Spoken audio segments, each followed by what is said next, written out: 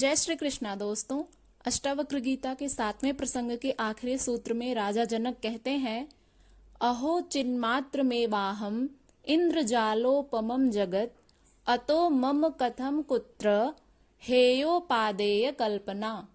अर्थात अहो मैं चैतन्य मात्र हूँ, संसार इंद्रजाल की भांति है, तब मेरी हेय और उपादेय की कल्पना किसमें हो। राजा जनक के कहने का अर्थ यह है कि अहो मैं चैतन्य मात्र हूँ, मैं चैतन्य स्वरूप आत्मा हूँ, यह संसार इंद्रजाल की भांति है।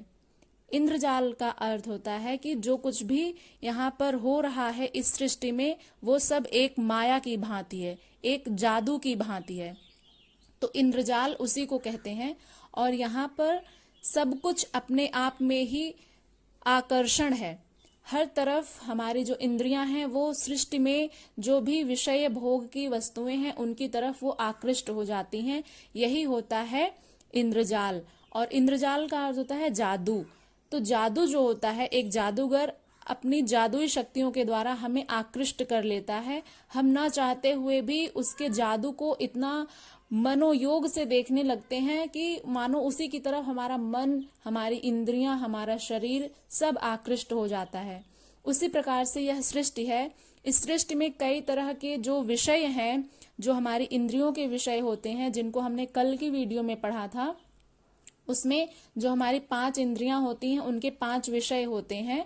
तो इस प्रकार से जैसे हमारी जो चक्षुर इंद्रिय है उसका विषय है रूप, तो हम जब किसी भी व्यक्ति वस्तु का रूप देखते हैं तो उसकी तरफ आकृष्ट हो जाते हैं। तो यही है इंद्रजाल, या फिर इसको जादू भी कह सकते हैं, माया कह सकते हैं। यह समस्त सृष्टि एक माया की भांति है। तब मेरी हेय और उपादेय की कल्पना किसमें हो। राजा जनक कहते हैं कि मेरी हेय और उपादेय की कल्पना। हेय क्या है? हेय का अर्थ होता है कि जो कुछ भी त्याग करने योग्य है, और उपादेय जो कुछ भी ग्रहण करने योग्य है। इसकी कल्पना किसमें हो। जनक बता रहे हैं कि मैं आत्मस्वरूप हूँ तथा आत्मा के लिए यह समस्त संसार मायाजाल की भांति है। जब मनुष्य आत्मज्ञानी हो जाता है, वह अपने स्वरूप को पहचान लेता है कि वह कौन है। तो जब उसे यह ज्ञात होता है कि मैं आत्मा हूँ, आत्मस्वरूप हूँ, तो जो आत्मा का गुण होता है वह इन शरीर और इंद्रियों से पृथक होता है। जैसे शरीर और इंद्रियों के जो विषय होते हैं वो इन भोग और वासनाओं में ही घिरे रहते हैं। ये गुण और धर्म आत्मा के नहीं होते हैं। आत्मा के लिए यह समस्त संसार मायाजाल की भांति माया एवं भ्रम दिखाई देता है। यह मायाजाल मन और इंद्रिय को ही प्रभावित कर सकता है जिसमें अज्ञान है। हमारा मन, हमारी इंद्रियां इस संसार में, इस मायाजाल में अज्ञानतावश उसी में ही सिमटी रहती हैं, उसी की तरफ आकृष्ट हो जाती हैं। तो ये सब जो खेल है वो मन और इंद्रियों के लिए होता है। आत्मा इनसे परे है। आत्मा ज्ञान स्वरूप है, वह इससे प्रभावित नहीं होती है। वह इस सारे खेल को साक्षी भाव से देखती है। जैसे एक दृष्टा होता है, जब तक अज्ञान था तब तक मैं इस इंद्रजाल को सत्य समझता था। राजा जनक कहते हैं कि जब तक मुझे आत्मज्ञान की प्राप्ति नहीं हुई थी तब तक मैं भी इस संसार में जो इंद्रजाल फैला हुआ है उसको सत्य समझता था, जिससे हेय और उपादेय, अच्छा बुरा, लाभ हानि, शुभ अशुभ आदि की अनेक कल्पनाएं करता था। अब मुझे आत्मबोध हो चुका है, जिससे अब अपने को इन सब से परे आत्मस्वरूप मानता हूँ। इसलिए यह संसार मुझे इंद्रजाल से अधिक महत्व का ज्ञात नहीं हो रहा है। जब व्यक्ति को आत्मज्ञान की अनुभूति हो जाती है, उसे यह पता चल जाता है कि मैं आत्मा हूँ, आत्मस्वरूप चैतन्य आत्मा हूँ, तो उसे इस सृष्टि के जो मकड़जाल है, जो इंद्रजाल है, वह समझ में आने लगता है कि यह सब कुछ, जो कुछ भी इस सृष्टि में चल रहा है, वह मेरा गुण धर्म नहीं है। क्योंकि आत्मा के ये गुण धर्म नहीं होते हैं कि वो इस सृष्टि के माया जाल में फंसी रहे। तो आत्मा इन सबसे परे होती है। ये जो मकड़ जाल है, इंद्रजाल है, ये केवल मनुष्य के शरीर, मन और इंद्रियों के लिए होते हैं। इसलिए राजा जनक कहते हैं कि जब मुझे आत्मज्ञान की अनुभूति हुई तो मैं इस सृष्टि के इंद्रजाल से प्रभावित नहीं हूँ और इन सब को समझने के बाद मुझे पता चला है कि इनका अधिक महत्व मेरे लिए नहीं है, कुछ भी महत्व नहीं है। यह संसार मुझे इंद्रजाल से अधिक महत्व का ज्ञात ही नहीं हो रहा है। अब मैं इससे अप्रभावित हूँ, इसमें हेय की तथा उपादेय की कल्पना भी नहीं कर सकता। अब सब कल्पनाएं ही व्यर्थ हो चुकी हैं। जब सब कुछ पा लिया तो पाने को कुछ शेष बचा ही नहीं है, फिर कल्पना किसकी की जाए। जिसको पाना था उसको तो पा लिए। राजा जनक भी पहले एक मनुष्य ही थे और उन्हें जब इस सृष्टि के बारे में नहीं पता था कि यह जो सृष्टि है मकड़जाल की भांति है, लेकिन ऋषि अष्टावक्र जी के उपदेश को सुनने के पश्चात उन्हें जब आत्मज्ञान हुआ तो उनके लिए यह समस्त सृष्टि एक माया जाल की भांति प्रतीत होने लगी।